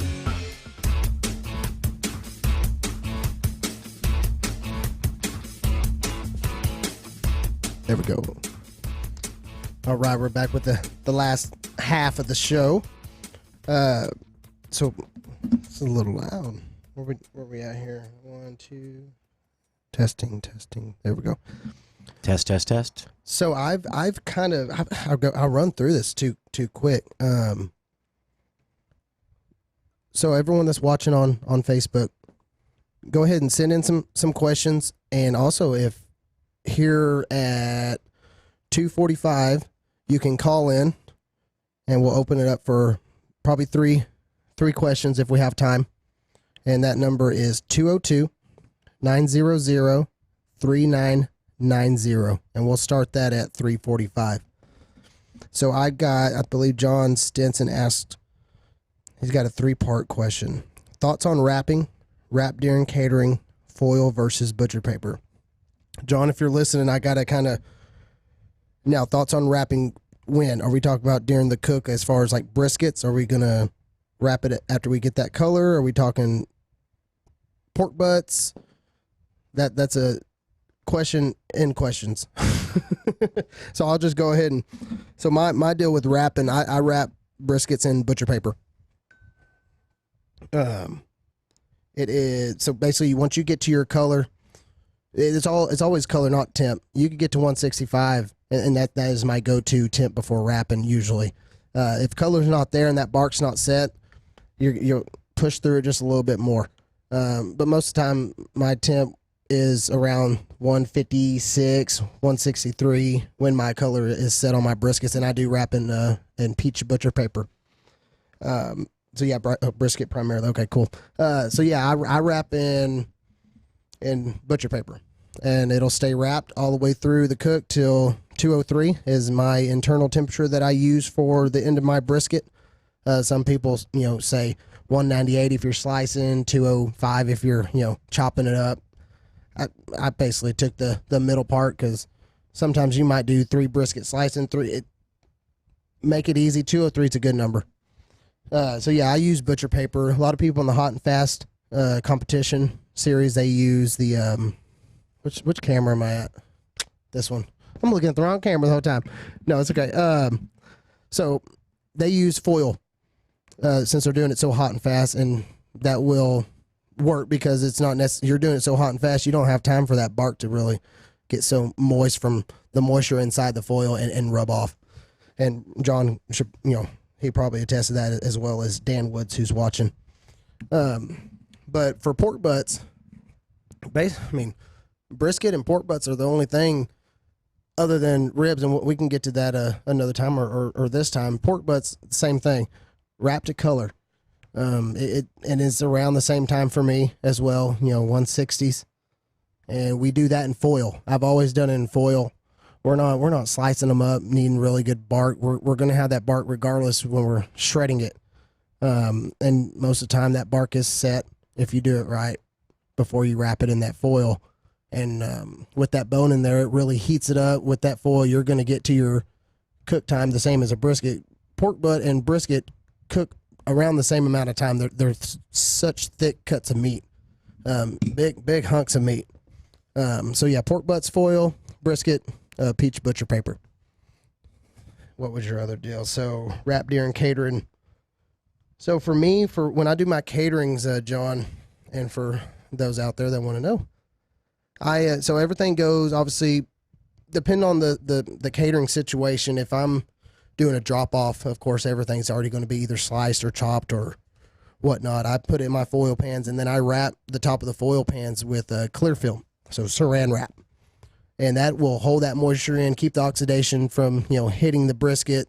So every time, you see a brisket sitting on a tray at a restaurant or maybe even at home, and all of a sudden it's kind of dark, it's not as shiny, it doesn't have all that fat just glycering on it. That's from oxidization. And that's from, that the wind and the air hitting it and pulling out that moisture and just changing the color of it.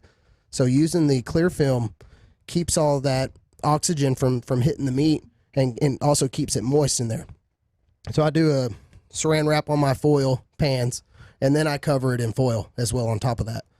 And I've had great success with that, and I've had some other catering buddies that have turned around and utilized that method as well. I had one gentleman that lined his foil pans with butcher paper for aesthetic purposes, and I let him know my thoughts. Hey, you're letting all these juices that are soaking out of this meat soak into the paper, so it's not just sitting in there redistributing itself into the meat. It's getting lost, it's going away. So get rid of that butcher paper, take the aesthetic part out of it, and keep that good end result and get rid of it. So he's listened to me, and he started using the clear film as well. Running out of breath. I feel like I'm running here. Step back. It's okay. So, there's this really cool thing. Doc used to mentor all of us in radio, not etiquette, but radio, how to keep people engaged on the radio. And he was like, fast, slow, high, low. Basically, so you kind of change your speech patterns all the time. Okay. Fast, slow, high, low. And I was like, oh, that's brilliant. I think I already do that, but I'm not sure. And I don't know how to think about it when I'm trying to do it. So I guess I can't really practice what you're preaching, Doc. But, dude, I would pass out if I just kept talking the pace I'd like to talk. Yeah, I can see how. I just wanted to keep on going. Thanks, John, for asking, for putting those questions out there for me to answer. So yeah, look for this tutorial Thursday. It's coming out this Thursday.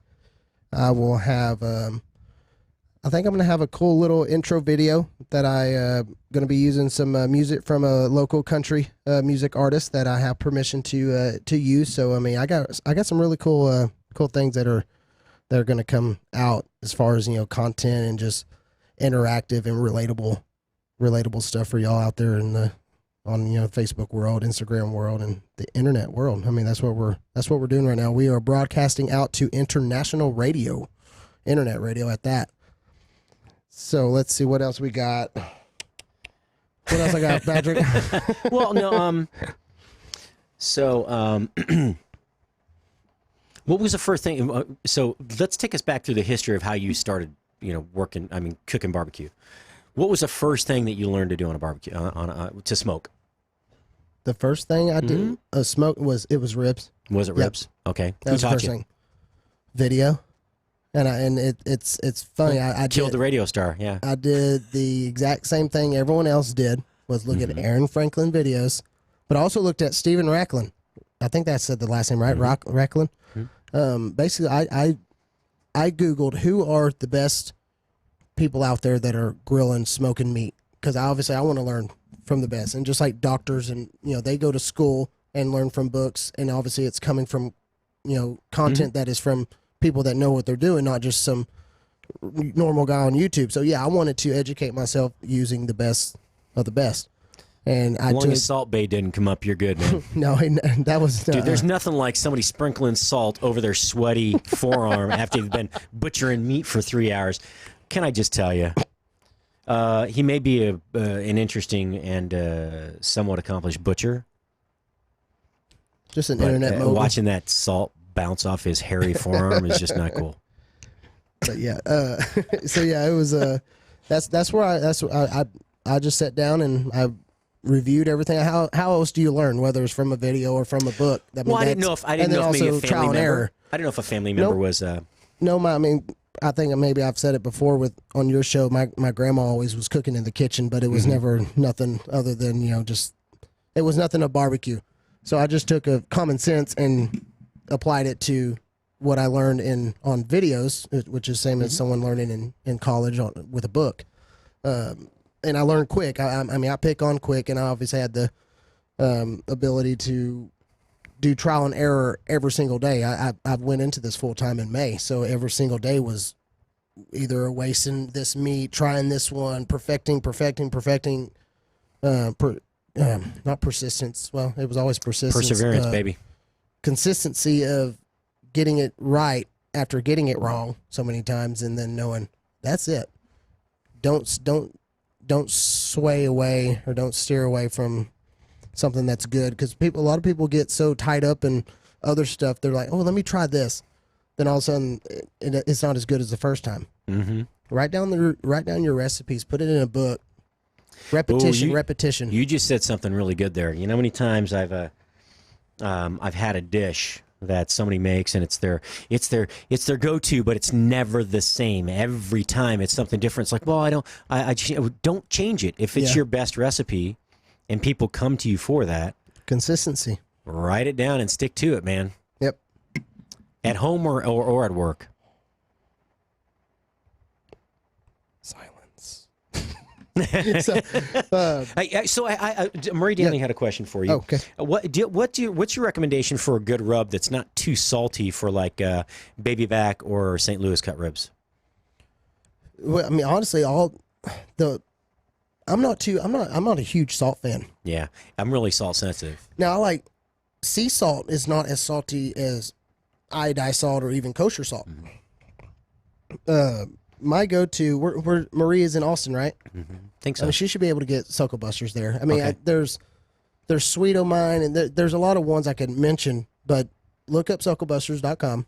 I mean, get Hogwaller or Hogwaller Honey, or you could get Yardbird, which is by oh gosh, I lost it. I'll do a rib video soon, and that'll have my takes, and then I'll give you a little cheat sheet laminated deal that has all kinds of wood for certain meats, seasonings for certain meats, my brand picks. I was supposed to bring one today. So, son, can I tell you that's when you when you simplify the system, right, by having the best menus in the world are basically choose your protein, choose the rub, choose the way you want to prepare it, grilled, seared, broiled, whatever. Right. Choose your sides, choose a flavored butter if you want it or a sauce. And you're kind of breaking barbecue down into a format where it's 4 steps or 5 steps, right? Choose the cut, choose the rub, choose the meat, and then if there's a finish to that, I like it. Yeah. And now, is she looking for a no salt completely? You're going to have to answer her on email. I don't know. Is she on Spoony? Yeah, I think she's on the Spoony. You can answer off the air, I'm sure. Because John reminded me, because I'm so focused on the things I use. I don't think it has anything to do with no salt. I think it's just something that's not too salty. That's not too salty. Okay. Because Suckle Busters has, they have no salt rubs options. They got something for everybody, and that's why I love it. That's something I can preach about, because I can touch any type of person with that one particular brand, and then it doesn't get me confused on, wait, was it Blue Hog's brand? What? I want to streamline every single thing that I talk about. So 1, I don't get confused. 2, people trust me that, oh wait, he doesn't know what he's talking about. it keeps it better to kind of keep it all in one. So it's funny because I paint myself into a corner sometimes. Like, you know what? Actually, I got to backtrack and let's recount what I just said and let's fix that. Right. But yeah, look, we're human. It's okay to make a mistake, and none of us knows everything. But I'm telling you, I'm ready to jump through this plexiglass and grab that duck fat right there. That's good. I know. That's good. Oh. So I don't know if anyone out there has heard of all season feeders. Now this might be a hunter category for people that hunt here in Texas or really anywhere. But all season feeders, they've come out with some offset smokers, as well as recently a pellet smoker. It's 1,080 square inches, and I possibly might be getting my hands on one to utilize for cooks and for the videos for Tutorial Thursdays. So I'm pretty excited about that ordeal. That's going to be pretty fun. And then also I heard I might be serving Casey Donahue's band here at the Country Network studio the first 2 weeks of September as well. What? Yep. Mr. Tim Eaton's getting me hooked up. Dang, dude, you're getting all sorts of famous, aren't you? I was just trying to do the right thing. So Randy was in-house yesterday. Uh-huh. He came and did a show for the first time in a while, and we chatted, and he was real excited to see you on the air.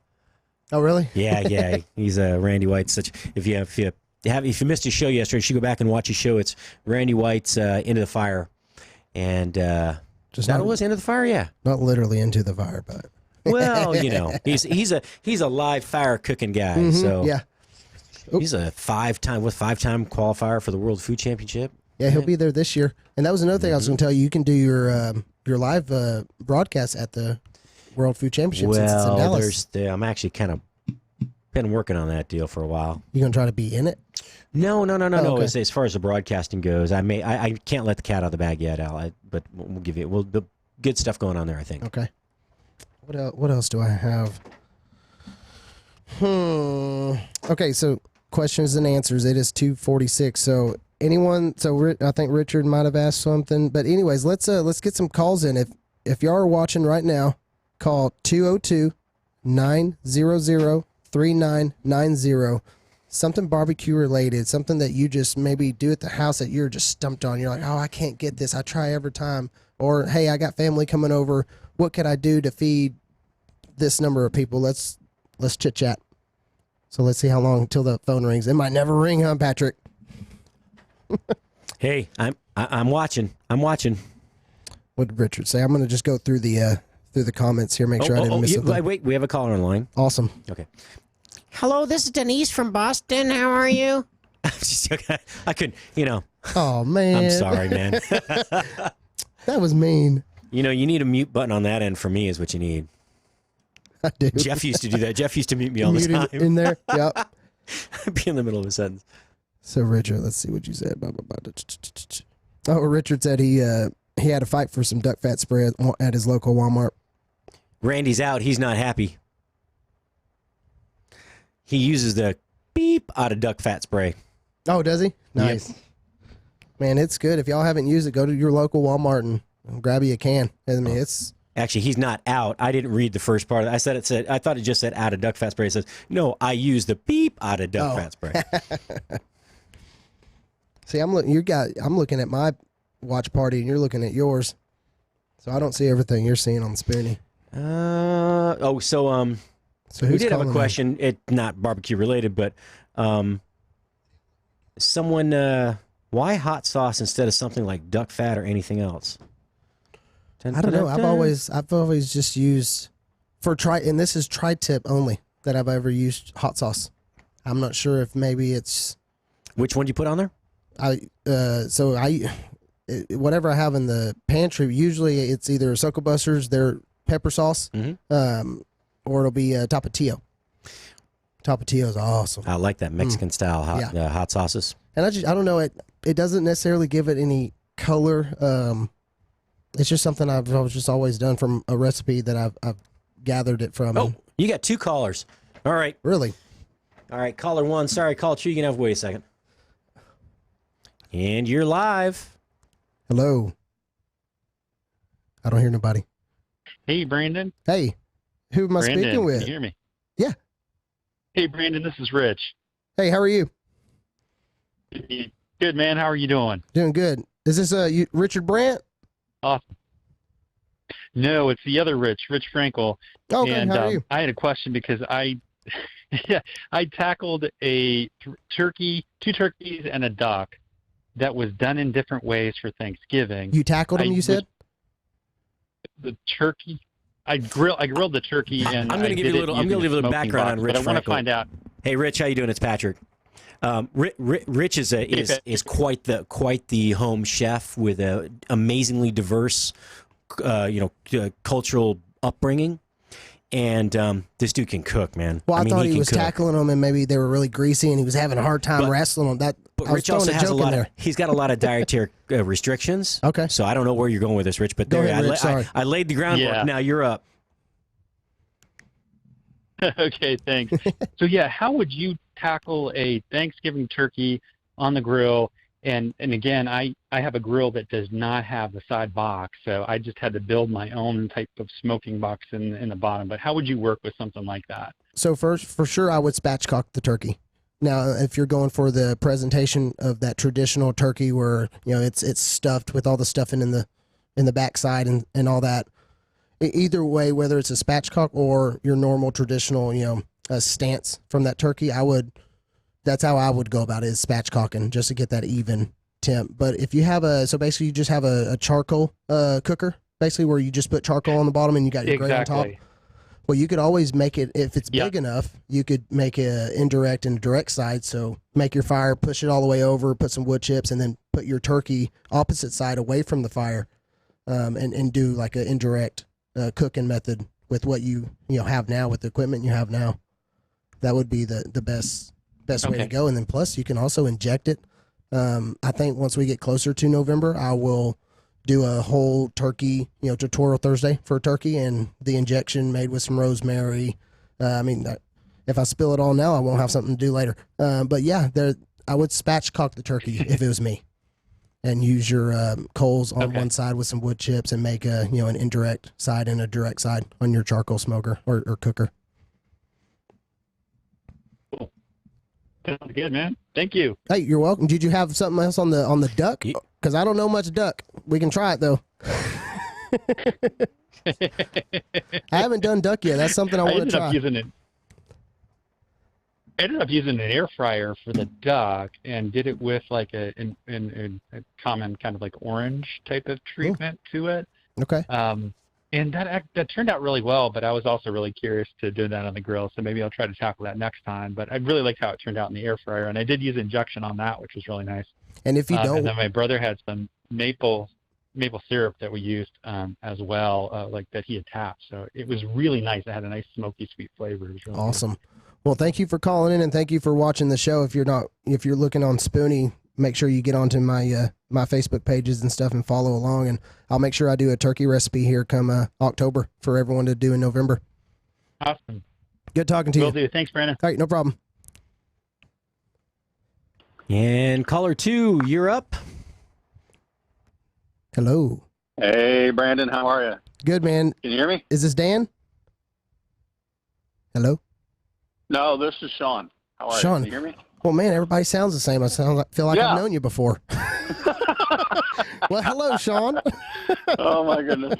Awesome. man. Hey, all right. So I've been wanting to know this question for a while, and I figure what better person chaos. And I don't know. Some people aren't a sauce person, but we're gonna give this a shot anyway. I've been looking for another product to use as a base instead of ketchup that still gives me that thick texture or consistency, I guess you'd say. That might be unusual. I don't know if it's even a thing, if it's out there, but I wanted to get your thoughts on it. And if not, maybe like in my barbecue sauce, I'm totally untraditional. I use ketchup, I use vinegar, I'm using all kinds of things to make it turn out like it does. So I think the very first part of your comment kind of got cut out. Are you asking about you're looking for a different barbecue sauce to use, or you have a meat to pair with this barbecue sauce? So yeah, it cut out at first. Okay, no, so I make my own barbecue sauce, and I'm looking for something to use as a base that's not traditional. Like I use ketchup for that thick consistency. I got you. But I don't know. I'm just looking for some other ideas, I suppose, maybe to either change it or make some an additional barbecue sauce, a different one. That's a good question. Man, so yeah, that ketchup is one of the main ones everyone uses. Well, I wasn't prepared for this question, and shoot, here I got it. Well, so I'll jump in real quick. If you don't want to use ketchup, you could kind of make your own ketchup, basically tomato paste, vinegar, whatever spices and herbs you want to put in there, seasoning, brown sugar. That would be, because tomato paste is actually pretty good thickener, and that would be a good base without actually having to use highly processed ketchup. So when you use the tomato paste, would that be something that you would not have to reduce as much to get it thicker later? No, because tomato paste is depending on what else you add, I suppose. Well, it's so condensed that and you would just need enough vinegar to loosen it up, and whatever other, like any kind of sugar or honey you put in there is going to act like a liquid as well when it melts. So sure, yeah, that would work. So yeah, I think I missed that. So you use ketchup. You don't want it. You still want to use some tomato base. You just don't want to use ketchup. Is that right? Right. Okay. Yeah. Tomato. So Patrick already jumped in. I was so nervous here. I was like, well, I need to answer this correctly. Yeah, tomato paste for sure, and then water it down with maybe some Worcestershire. You can't be nervous with us. Well, the phone cut out right when you first started. So right on. To add with that tomato paste, get some au jus or beef consommé. Ooh, I like that idea. Oh gosh, I have a base. I don't make a base completely, obviously, with me being in catering or restaurant. Everything's so much bigger. It's not just a simple crock pot at the house that I make some sauce. I have a one base, but I water it, basically thin it down with au jus. So I use the packets of au jus, use the 3 cups water, 1 packet of au jus, and I mix that with my base of barbecue sauce that I obviously buy in bulk through my distributor, and adding that beef flavor. I think there's Louis Mueller out down in Taylor, Texas. His dipping sauce or barbecue sauce for his brisket and his beef rib is, and I think it's straight au jus. So yeah, that would be perfect. Beef consommé or beef au jus or beef broth. I mean, just anything beef that's kind of water, not vinegar. That'll help cut that thickness for your barbecue sauce. Yeah, I think that. I don't know why I had never thought about the tomato paste, but yeah, I like that idea. That's what we're here for. With what you're saying with the au jus. For sure. That's awesome. Well, I appreciate it, Brandon. You're welcome. Thanks for calling in. Yeah, absolutely. Have a good day. Hey, you too. Oh, okay. So Stephen Carter said, love the Yoder YS640 Did I talk about my Yoder today? I don't have it no more, though. Patrick, any more calls? We got 1 minute, 46 seconds left. I doubt we're going to get anything on with that. Yeah, nope. What we got next time, guys? Shut her down, Earl. She's pumping mud. So we got Rahr & Sons Brewery this Saturday. I will be at their tour this Saturday from 1 to 3. I'll be doing some pulled pork tacos with a mango chipotle slaw and some guacamole salsa, as well as green onion sausage sandwiches. And I'll be at Rahr & Sons Brewery in Fort Worth from 1 to 3 on this Saturday. Other than that, we'll have Tutorial Thursday coming out this Thursday. It will be, I can give you, ahead of time what it is, the smoked Gouda grits with the lobster tail and some Axis backstrap. Of course, you can substitute that backstrap with some other steak, filet mignon. I mean, you can do a beef tenderloin. Slice up some medallions and throw it on top of there. Jump on my Instagram at Rack Attack BBQ or the TX Barbecue Show or Rack Attack BBQ on Facebook. So many of them. You'll find me on social media and you'll see the pictures, and I will post that this Thursday. Thank y'all for joining me. Thanks for giving me the time for the second episode of season 1. And I hope to be able to do a lot of stuff this week to talk about next week. And feel free to leave comments of what I missed, what I could have talked about, and we'll see y'all next week, foodies. Did I end that too early? Yeah, it's okay. Hey, look, 15 seconds isn't a big deal. But, yeah, good job, man. Great show. Lots of information. I can't wait to see those recipes. I love that call-in. That was awesome. It's that made cool, me isn't feel it? cool. Makes you feel like a professional. Peace.